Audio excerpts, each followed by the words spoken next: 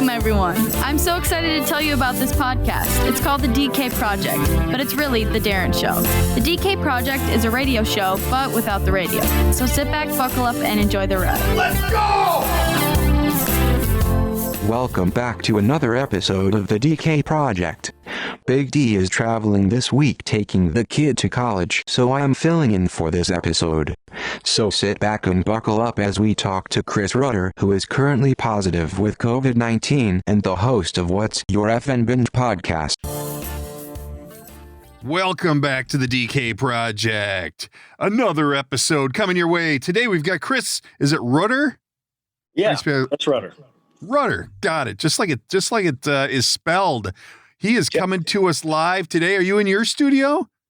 Yeah, I'm in Evansville, podcast. Indiana, and got all the digs here and everything. All that cool stuff that makes you look like a professional, but I love it. Well, Chris is coming to us. His podcast is called What's Your Effin' Binge? And it's somewhat Netflix, Hulu, all these streaming place related, or maybe just regular network TV. But it's what shows are you binging on right now? And it sounds like a really fun program. So everybody wants to check that out. And it's everywhere, right? Anywhere you get your podcast? It's on Spotify, and you can get direct links to the show on Facebook at What's Your Effin' Binge, or a hold of us on email at what'syoureffinbinge at gmail.com, Instagram, Twitter, LinkedIn, you name it, it's there. Apple, whatever. Yeah. All right. Well, the reason we're bringing Chris to you today is he is a current COVID-19 patient. Are you a patient? What do you call yourself? I'm living with COVID. Yeah, you're just living with COVID, because if you call your doctor and ask, can I, come in to get, is there treatment or anything like that? They don't prescribe anything. There's no treatment that goes on unless you get admitted to the ER. And pretty much that's about the only effect that I'm having so far. Like, there's a fatigue factor. And last night as yesterday I got diagnosed. And, so hold on, you're jumping ahead now. Hold on. We got to get back to the beginning. So your part-time job when you're not ripping podcast is a bartender at a local establishment. And I see you got the heaters there. So we're building a case here for a strong COVID patient. So you're interacting with a lot of people. Now, I was just down in Missouri. And there wasn't a mask to be found. So is that how it is where you are? You're in Indiana? Yeah. So there's a governor mandate to wear a mask. Okay. But whenever you go into a bar or a restaurant, that's where it gets like really weird. You have to wear a mask whenever you come in the door. You have to wear a mask whenever you get seated at your table. You have to wear a mask and take an order from a person who's wearing a mask. Right. And once the food or your drink is in front of you, you are able to take off the mask. Oh. So that's where the problems begin, whether or not you believe in the mask one way or the other. Just the fact that at a bar, all you got to do is just have a fucking beer in your hand and you have an excuse to take off your mask.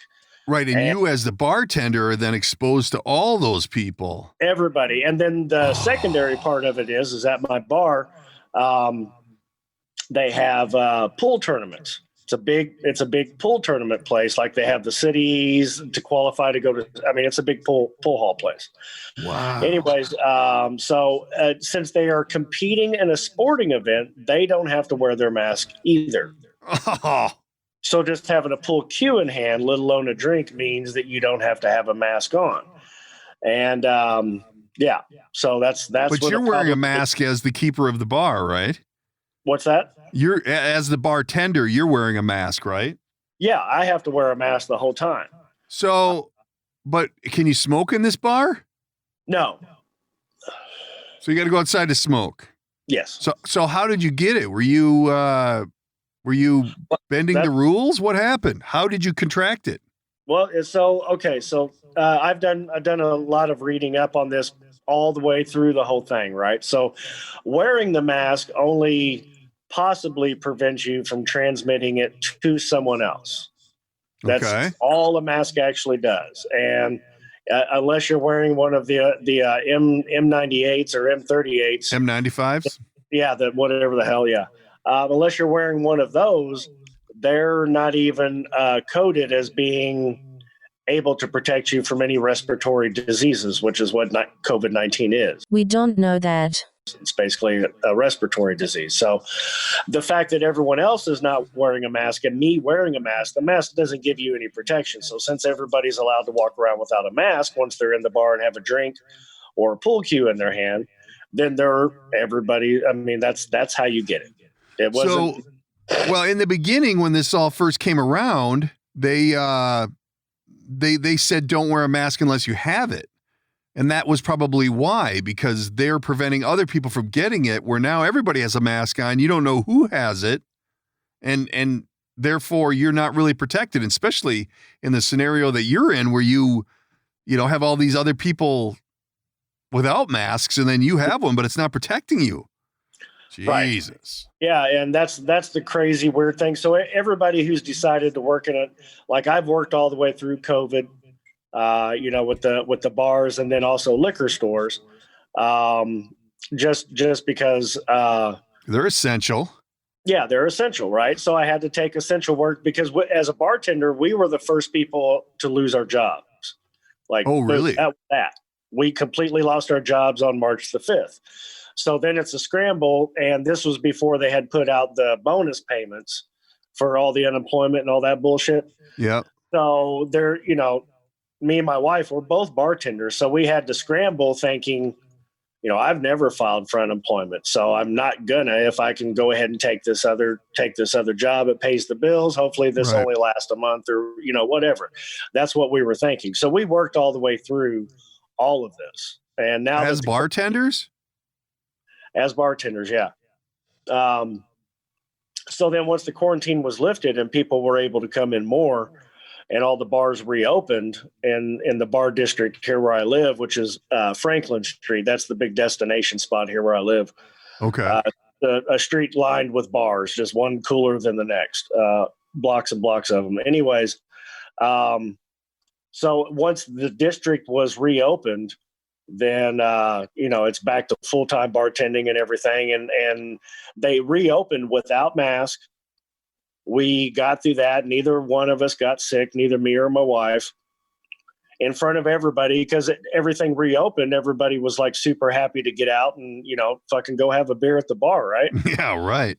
So, the bars are full, and then the cases started an uptick, and the governor put out a mask mandate. You have to have a mask on, like, period. Like, we've been visited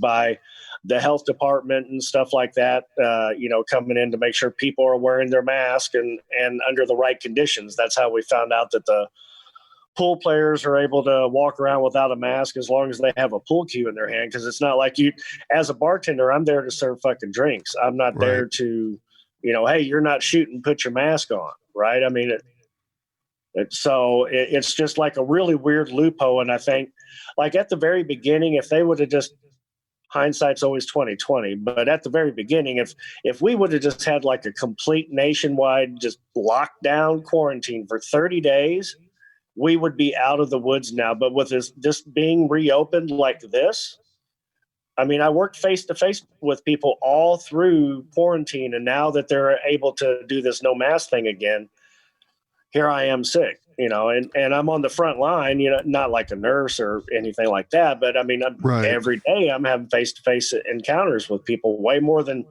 the average person. I've been able to get through all of this without getting sick until So now how long have you had it? Well, symptoms and everything started about 3 days ago, Sunday. And we just, in the pool league there, they had 9 players test positive for COVID. So I found out on Sunday and that's also whenever I started getting a cough and getting the sniffles and whatnot. It wasn't really feeling good. Mondays, the wife is like, we have to go get fucking tested. You guys just had, 9 people there in the bar, 8 people. At the time, we thought it was only 8 people, and the number has gone up, obviously. But we thought we only had we had 8 people. So she's, got to go get tested. And last night, about 8:00, got the My Chart thing that you get from CVS, and positive. So is your wife positive too? Nope, she's negative. Wow, is that weird? It's so weird. What symptoms are you feeling? That, and obviously I cough, so I'm not asking anybody. I smoke, so I'm not asking anybody to feel sorry for me on that. I mean, that's just one of the underlying conditions. I'm a smoker, but I never have a cough. So me having this cough, that's Sunday, the wife was like, you don't cough like that. Something's wrong. And it's really bad whenever I go to sleep, though.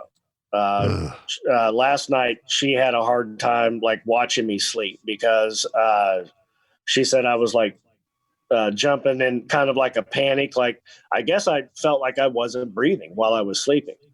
And it woke me up several times, and I'd have a half-hour long coughing fit. During the day, it seems to be okay while I'm up moving around. And is that it? Is just the cough? And taking cough drops is all, because she called the doctor and asked, what should I take? And, out of acetaminophen and aspirin and ibuprofen. What Chris means to say is acetaminophen. Taking aspirin really actually exasperates the whole situation. And you start feeling flu-like symptoms, a little achy. I got the chills last night. And but they say Theraflu makes it worse. So because that has acetaminophen in it. And so you can't take aspirin, can't take acetaminophen. You can only take ibuprofen. So and I'm not experiencing like any body aches or anything like that. So I haven't taken any. But just cough drops during the day, and just I guess being up, moving around and everything. I don't know. I mean, I'm taking her easy, but still, just getting up and just being up during the day. For some reason, the coughing and stuff isn't as bad. I've had moments. If I keep talking, you'll probably end up seeing me have some sort of cough attack on it, but it is what it is. But maybe a little bit of a low grade fever last night, and just fatigue. So it's like a really low level kind of beginning of the flu. And, in a million years, I would never even think of calling into work for feeling like this. Like really? I don't feel bad. Right. It's not like, take me to the emergency room. I feel like I'm dying. So it's not like that. But yeah, it's just the stigma. Like I saw somebody outside and they were doing something, and I live up on the second story. They were down in the parking lot. I wasn't trying to put anybody at risk. Plus it's in broad daylight. UV light kills corona. We don't know that. So I was like, hey, I would help you, but I can't, just so you know, don't come to the door. I got tested for COVID and positive. And he was like, well, fucking stay up there, which, I get. Yeah. But yeah, I'm sure I'm going to go through the next week being treated or feeling like a leper. How long do you have to, is it, so now 14 days you have to isolate or? So the prescriptive period is 5 to 14 days until you're symptom free. Once you test positive, you're supposed to monitor yourself for your symptoms. And then once you feel those are gone, then you get retested, and it has to be a minimum of at least 5 days. And as soon as you get a clean test back, then you're cool. Really? Yeah. Wow. But being around your wife and whatnot, there's no concern there? Yeah. Fuck yeah. There's a concern. But this isn't unusual. There's been so many, out of the 9 people at the bar who tested positive, 4 of them are couples, and it was the exact same thing. One of them got it, the other one didn't. And we had one couple where they both did. Like Brendan Schaub and Brian Callen from The Fighter and the Kid, they went down to Houston and they both ended up getting it. Another person of their podcast crew got it. Yeah. And then everybody else got skipped. So, this isn't uncommon. So it is what it is, know. So she's going to go get tested after this weekend. Again, she'll continue to get tested while I'm, recovering from it and waiting. So do you wear a mask around the house then? Huh? So are you wearing a mask around the house then to protect her? No, because the mask, at this point, I've had symptoms, which means I've had it for at least I've had symptoms for 3 days, which means I've had it for at least 10 days because it takes a week to really manifest. Wow. So she's been exposed to it from my end of things, and having a negative test is actually like supposed to be a good thing if you've been this exposed to it. But it's not like we drink after each other anymore or anything. I mean, we're avoiding the simple things that couples will do, Right. To minimize it that way. But at this point, it's, while I have it, if she doesn't test positive now, she will regardless. And there will have been nothing we could have done because I didn't have the test results or know for sure I had it for quite a few days. Wow. That's crazy. So what does your work do then? Are you just out, or is there some kind of I'm just out. All of the limited benefits disability? are over. There's no furloughing. There's no nothing. Wow. Yeah. So like we're like totally fucked because now I have it. With me having it, she had to tell her employer, which means she can't work until I'm able to go back to work as well. Oh. So now we're fucked. You guys don't work at the same place. No, we work at two different places. Wow. That's crazy. And what was your temperature? I haven't ran one.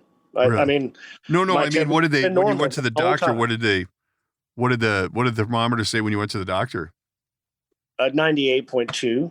Really? Yeah. That's I had a weird. one reading, and that's one of the requirements at the bar is everybody has to have their temperature taken every day. I've had my temperature taken 2 or 3 times a day, every single day, while having COVID. I've had temperatures that were 92 because they're the little surface ones. Yeah. From 92 to 97. I have not ran an inkling of a fever. Really? So I don't know if that tells you how good those forehead thermometers are or what. But I mean, last night was the first time or first signs at all that I had any kind of a fever. Okay. So it'd be interesting to see how tonight goes. And those are really the only symptoms, the cough and the fever, eh? Fatigue a little bit? Super low grade fever. The cough feels like, whenever you get a tickle in the back of your throat, if you suffer from allergies or anything, it's kind of like that, but you don't have the tickle in the back of your throat. That's the best way I can explain it. Wow. All of a sudden you get that kind of reflex reaction and you have a coughing fit. And now a word from our sponsor because we have to pay the bills. All right, Project fans, new sponsor, Grady Restoration. As a recovering insurance guy and a property owner, I know the value of a good restoration company. When something goes wrong, you want to know you got somebody you can count on. Say you have storm damage, or it could be water, fire, any kind of damage. Don't take the insurance companies on alone. Call Grady Restoration. Let's be honest, you wouldn't go to court without a lawyer. Why would you try and deal with these huge insurance companies all by yourself? Bring in the professionals at Grady Restoration. There's a lot of pop-ups, storm chasers. Go with the company you can trust. With over 26 years in the industry, you make one call, they'll handle it all. Securing the property, the adjuster, the repairs, the paperwork, and everything in between. They've done a few projects for me and I couldn't be happier. I didn't have to do anything. If you're not sure if you have storm damage, make the call. They'll come out, take a look, and let you know what your options are. Take the stress out of a stressful situation. Call the pros at Grady Restoration. For a free consultation, call 763-238-8127 or check them out on the web at GradyRestoration.com. Don't forget to tell them you heard about it on the DK Project.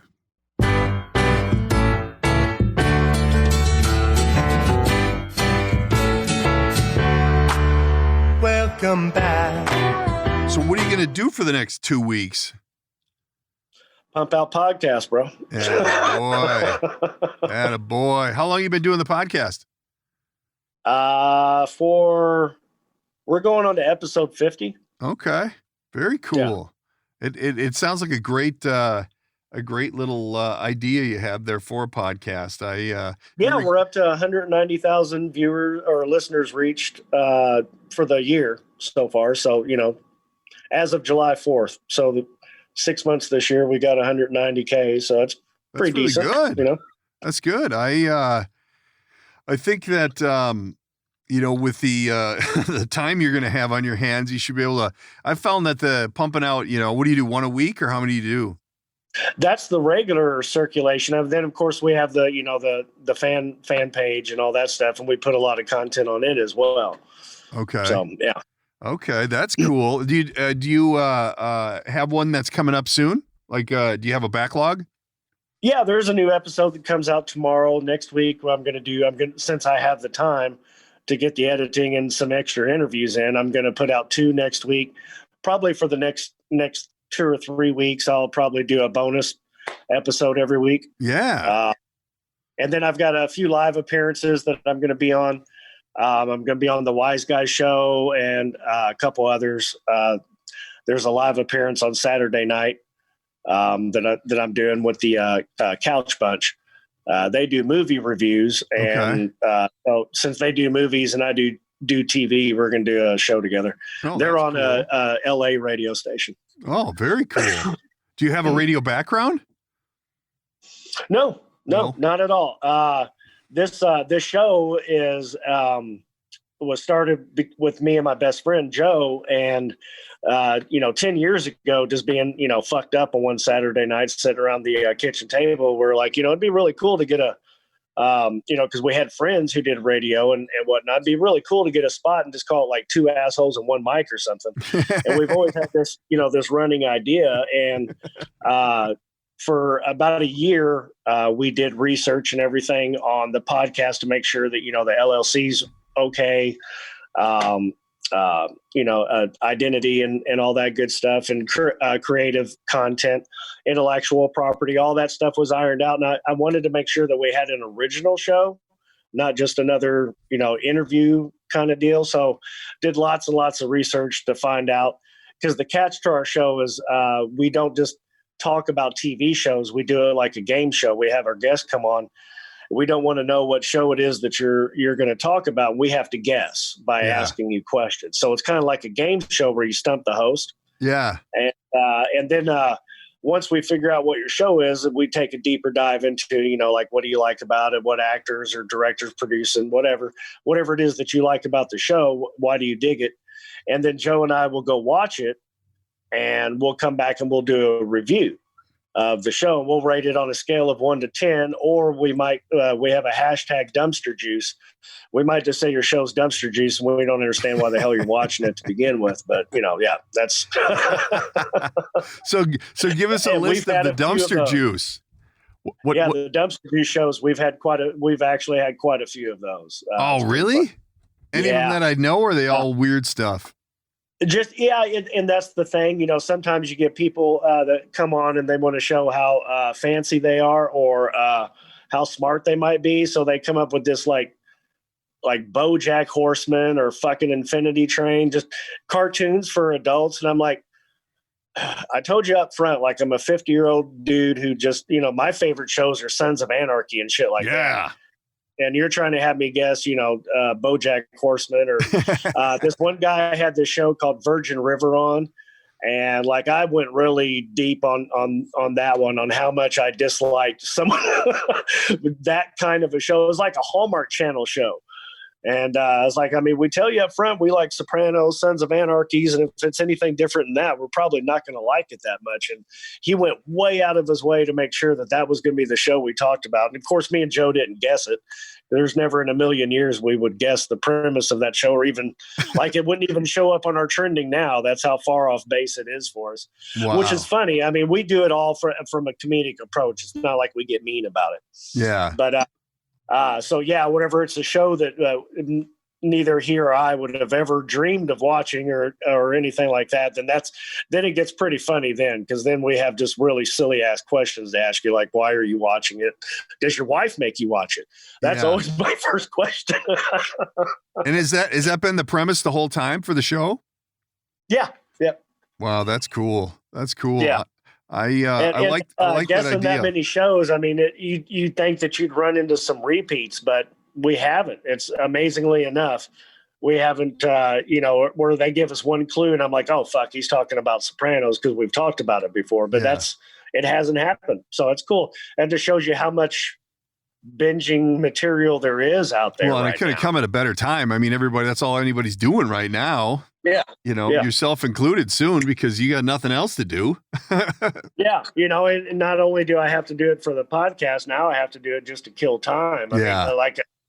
We had to do a retrograde of, we asked on our fan site, what old TV show would you like us to watch and do a review of? And we got votes for MASH and Cheers, and you name it, anything from the 70s and 80s. Fucking even Sanford and Son. We had some people throw that out there. Nice.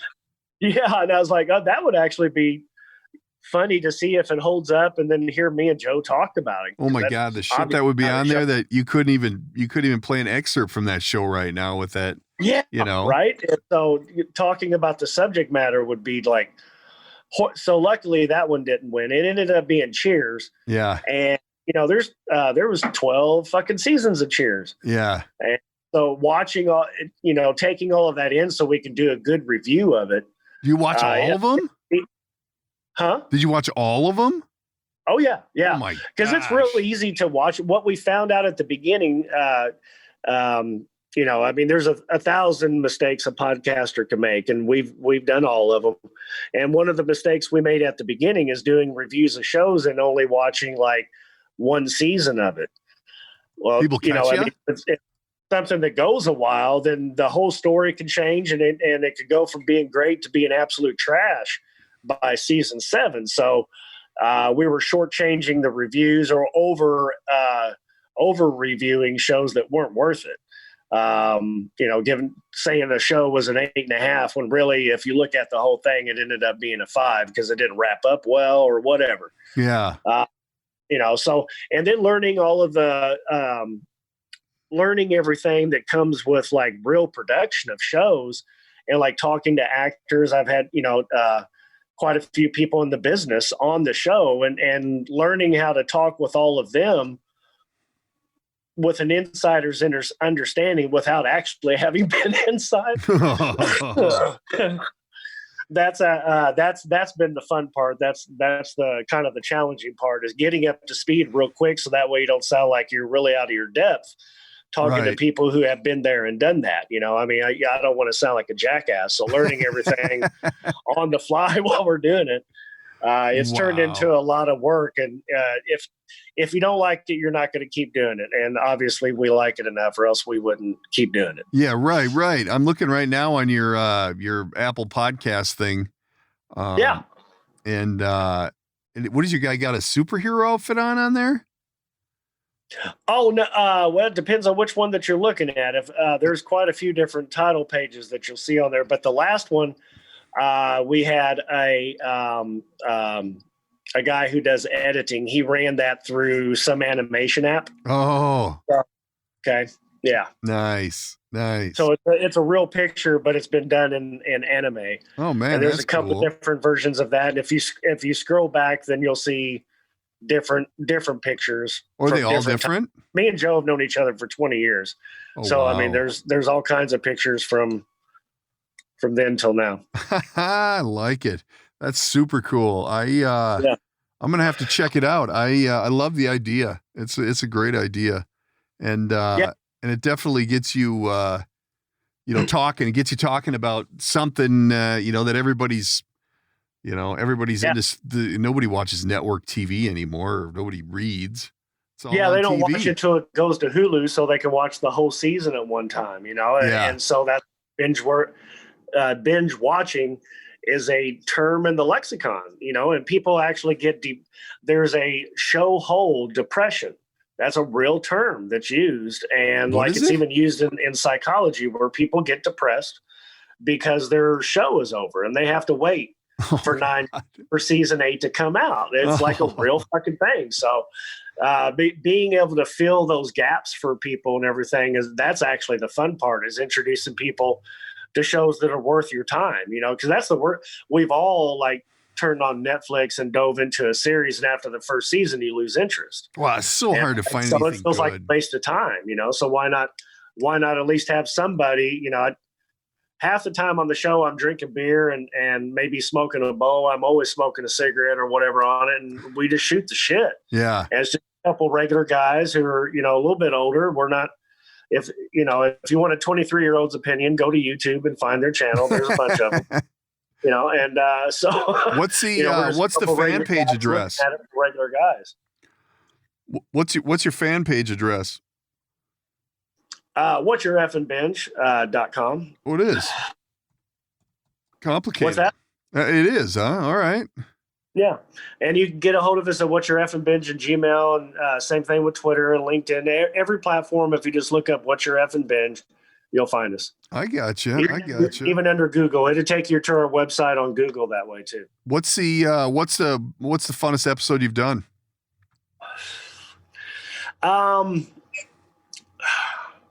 As far as the fun part of it goes, the funniest interview, the guy we had a lot of fun with was Larry Hankin. Yeah. Larry was in Escape from Alcatraz with Clint Eastwood. He was in Home Alone. He's been in everything. We had him on the show a month or two ago. Okay. He's a good dude. He was a lot of fun for us. Robert Wool was fun. I don't know if I had Robert. He did Batman and Arliss. Okay. And then so you're kind of getting some insiders. Those have been but then the ones that we do with just our friends, those have been the ones that because it's just us sitting around drinking a beer talking. Those end up being like the best episodes. Yeah. Really.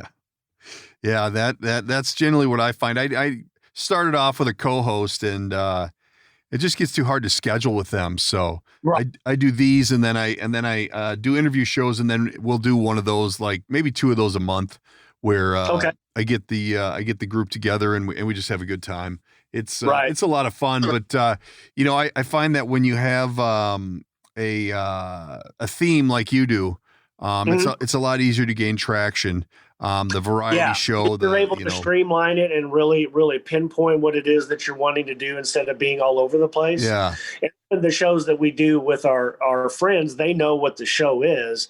So we come on and we talk about a topic. Like we've done the Oscar review, and we just got done doing a 2-parter on, basically the works of Quentin Tarantino, since this last one was his 10th film. And since the beginning, he said after 10 that he writes and directs and produces. After he does 10 like that, he's going to hang it up. Oh, wow. And that's what he's always said. And there's talk about him collabing and stuff with projects down the road. But as far as him doing something like he just did with Once Upon a Time in Hollywood or Django or, Reservoir Dogs, any of the movies that he's known for, Kill Bill, all that stuff, that Once Upon a Time in Hollywood is supposed to be the last thing that we see from Quentin's universe. So no more red apple cigarettes and all that. Yeah. Interesting. Yeah. I'm a diehard Pulp Fiction guy. I think I've seen that movie more times than any movie. There is. A big fan. That's the one that really turned the page for him with a lot of people. Yeah, definitely. And then, doing a saga like Kill Bill and everything. I mean, he's just shown us so many different sides, but Pulp Fiction is always during the course of doing the interview and talking to everybody else, getting our stuff together, like that's always either the first thing mentioned or it's definitely in their top 3. Yeah. Pretty much any talk to that's a fan of Quentin's. For sure. That's definitely a very defining picture for him. Yeah, for sure. I didn't know about the 10-year thing. I almost want to say I heard about that at one point, but it didn't register that it was really a thing. It was at the beginning. Whenever he did his first interviews after Reservoir, he said that he wanted to do 10 distinct pictures. That would be his work. And so, like everybody gives Oliver Stone credit for Natural Born Killers. Yeah. Clinton actually wrote that. Really? But that doesn't count as one of the 10 pictures. Right, okay. Right. That is very Quentin Tarantino-esque. That was a good movie too. Yeah, right. That's awesome. Well, so what do you think? What is not to circle back, but what do you think your opinion of the COVID thing is now that you have it? Well, it's no different than it's been since the beginning of it, really. Is if there's precautionary measures you can take to not only protect yourself, which obviously is not going to a bar, but any other of the precautionary measures that you can take, you should take them. And it's not a hoax. You can actually get it, and you don't feel good whenever you have it. But you're not on a ventilator. What's that? You're not on a ventilator. Fuck no. I think that the big scare that everybody has, of everybody dying, it's at the end of the day, it's still only 0.04%. I feel like, 99.9% chance of, things not going sideways off it. I don't think it's something to be deadly afraid of or worry about once you have it, as long as you take steps to, because it's really just the flu. Watch rest and watch your diet and get out in some fucking sunlight and get some vitamin D. And because it's really just the flu. I mean, really. Yeah. It's not even a bad flu. That's crazy. Well, who knows? We'll have to check in with you in a week and see if you'll probably be in the loony bin. The next time you see me, maybe I might have that would be horrible, right? You'll have padded walls in your studio all of a sudden. It'll be custom. I think that's very interesting, and that's part of the reason why we wanted to have you on, because I don't know anybody in my circle, or even maybe one outside my circle that has it. Because if you take all the old folks out of the mix with the retirement homes and everything, you have like a 1 in 5 to 10,000 chance of getting it. Like, it's very, but obviously you're in a position where have more exposure than the average person because of where you work. And it took that for it to be, because with the number of people who have tested positive, I mean, you're literally talking about 1 in 70 people who have been tested positive with it. And, it took me working in an environment like that to be the 1 in 70. Yeah. Yeah. Well, you've got a greater exposure. That horrible immune systems. I mean, that's right. I mean, it is what it is at the end of the day, but it took that much for me to actually be positive with it. Wow. That's crazy. Well, we got to wrap this thing up, man. I can't thank you enough for all the time. I'm hoping that you have brighter days ahead and that you're going to be feeling a little better, man, alive. So tell everybody where they can find your podcast and all the craziness that goes on. Man, check us out on Facebook at What's Your Effin' Binge, Twitter and Instagram, What's Your Effin' Binge. You can find us on Apple, Spotify, Radio Public, Pandora, wherever you find podcasts. But it's all under What's Your Effin' Binge. What's Your Effin' Binge, and you could Google the website and get a hold of us at What's Your Effin' Binge at gmail.com as well. That's awesome. Well, thank you so much, man. That's it. That's the end. That's a wrap. Read the shtick. That's a wrap for today's episode. Don't forget to subscribe and tell all your friends. If you'd like to reach out, you can use the studio line at 612-504-6500 or by email, thedkprojectpodcast@gmail.com. And of course, there's always social media at the DK Project Podcast. Thanks for tuning in.